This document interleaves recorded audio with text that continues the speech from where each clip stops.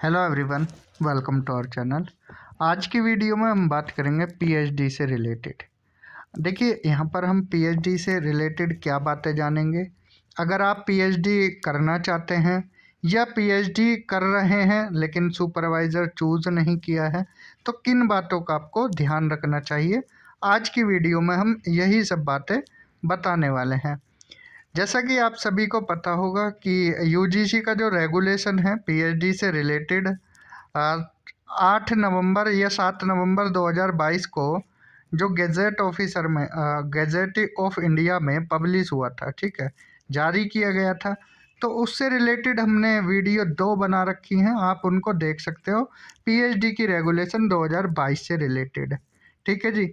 उसमें हमने बताया भी था कि आप उन सुपरवाइज़र को मत लेना जिनकी रिटायरमेंट करीब है या वो रिटायर होने वाले हैं या रिटायर हो गए हैं, ठीक है। ध्यान इन बातों का रखना है।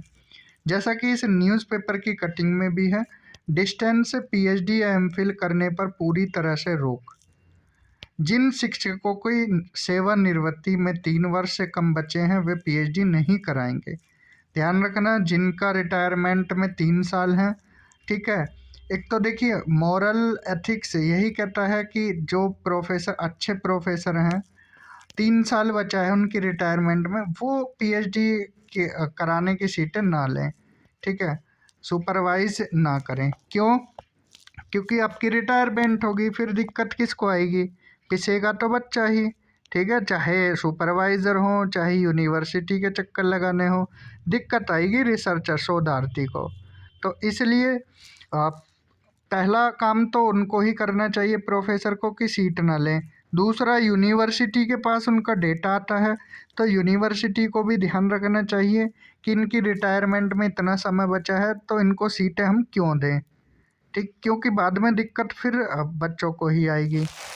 अब देखिए यहाँ क्या है, यूजीसी ने पीएचडी के लिए नए नियम जारी किए हैं, ठीक है, किए हैं। राज्य के जो विश्वविद्यालय हैं इनमें इसे लागू भी किया जा रहा है, बिल्कुल किया जा रहा है। अगर किसी शिक्षक का रिटायरमेंट का समय 3 वर्ष से ज़्यादा बचा है तभी वे पीएचडी करा सकते हैं। जिनका रिटायरमेंट का समय 3 वर्ष से कम बचा है वे अब सुपरवाइज़र नहीं बन पाएंगे, क्योंकि पीएचडी के लिए जो मिनिमम कार्यकाल है 3 वर्ष है। जैसा कि आपको पता होगा, पीएचडी आप मिनिमम 3 साल में पूरी कर सकते हैं। इसके बाद 6 साल उनका मैक्सिमम टाइम पीरियड होता है। और जो महिलाएं हैं और पीएच कैंडिडेट हैं वो एक्सटेंशन उनको 2 साल का मिल जाता है। इसके बाद अगर शिक्षक रिटायर भी होते हैं और छात्र को पीएचडी करने में समय लगता है तो वह उसे पूरा करा सकते हैं, लेकिन सुपरवाइज़र 70 वर्ष की आयु तक ही पीएचडी करा सकते हैं, ठीक है। ये बात है, ध्यान रखना है। डिस्टेंस से पीएचडी या एमफिल करने पर पूरी तरह से रोक लगेगी। यूजीसी की गाइडलाइन के अनुसार अब पीएचडी रेगुलेशन 2022 प्रभावी है और सभी को उसे ही फॉलो करना है, ठीक। ये बात ध्यान रखना है, जो यूजीसी की रेगुलेशन 2022 है उसके अकॉर्डिंग ही एडमिशन करा रही हैं यूनिवर्सिटीज़ और उसको ही फॉलो करना है। लेकिन छात्र पीएचडी में पहले से रजिस्टर्ड हैं उन पर पुराना नियम ही लागू होगा। अब जैसे मान लीजिए 2021-22 बैच के हैं, उनके लिए रेगुलेशन 2018 वाली थी, तो उनके लिए वही रेगुलेशन चलेगा, 22 वाला लागू नहीं होगा। ये लाइन ध्यान रखना है। 7 नवंबर को 2022 को जारी गेजेट ऑफ इंडिया में भी यूजीसी के पीएचडी उपाधि प्रदान करने के लिए न्यूनतम मानदंड और प्रक्रिया रेगुलेशन 2022 को जारी किया गया है। इस रेगुलेशन के लागू होने के बाद सभी पीएचडी इसी रेगुलेशन से होंगे, ठीक है जी।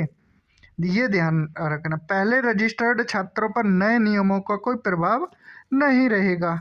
मीन्स जो पुराने बैच के हैं उन पर ये नया रेगुलेशन जारी नहीं होगा, क्योंकि गैजेट में साफ लिखा है कि ऐसे पीएचडी छात्र जो इन विनियमों की अधिसूचना तक रजिस्टर्ड हुए थे, ऐसे अभ्यर्थी को उपाधि के लिए रेगुलेशन 2016 के प्रावधान ही लागू रहेंगे। मीन्स जो प्रावधान पुराना है 16 या 18 वाला, वो प्रावधान लागू रहेंगे।